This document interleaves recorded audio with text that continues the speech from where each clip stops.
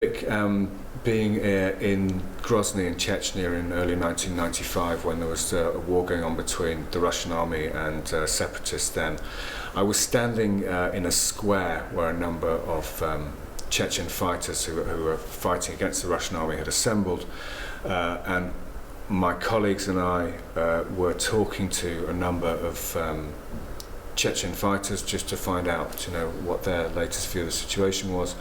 When quite suddenly we heard a very loud noise, which we realised, or I can't even remember if we realised at the point or whether we realised afterwards, was a warplane coming in very low. And a couple of minutes later, this dropped a couple of bombs. Not massive explosions, but they were big explosions. And I remember I ran into a building just off the square, which I think had probably been a bakery or something, because there was the back room into which we ran. I mean, obviously the shop, whatever it had been, was no longer functioning. There was no light. There was only a thin strip of window about 2 meters off the ground, so I guessed it might have been used to store flour or something like that. But I remember a terrific flash and a bang, and I couldn't hear in this ear for 2 days afterwards. But when we went out to find out what had happened, I'd been separated from the group of colleagues with whom I'd been standing, and they'd gone into a cellar nearby. We found them in the cellar. Some wounded people were being treated, but two of the fighters to whom we've been chatting had been killed. So we could see that was a very close, and we were clearly quite fortunate to get away. On that occasion, our car had been damaged as well, so while we were trying to escape, there was actually a hole in the radiator. So we kept having to stop to see to that, but that was a very close call.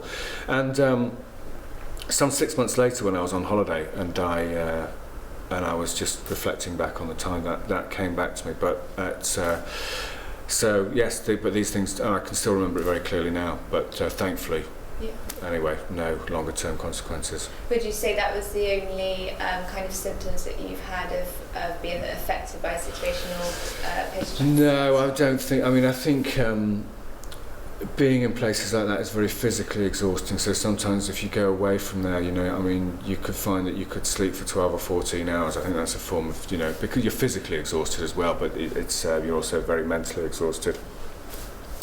And so I think that's probably another way it manifests itself. And I think some of the hardest things sometimes are coming back out of places like that into Western Europe or the United States or wherever else, because the contrast is so great. And it's, I remember having spent quite a difficult few weeks in Gaza at a time when there was a lot of fighting, and then coming back quite late on a Friday night to my flat in London and putting on comedy programs, and it was bewildering to watch, because it just was so, Friday night TV was just so very different from what I've been experiencing from the weeks before. So I think in a way that was a bit of a shock too.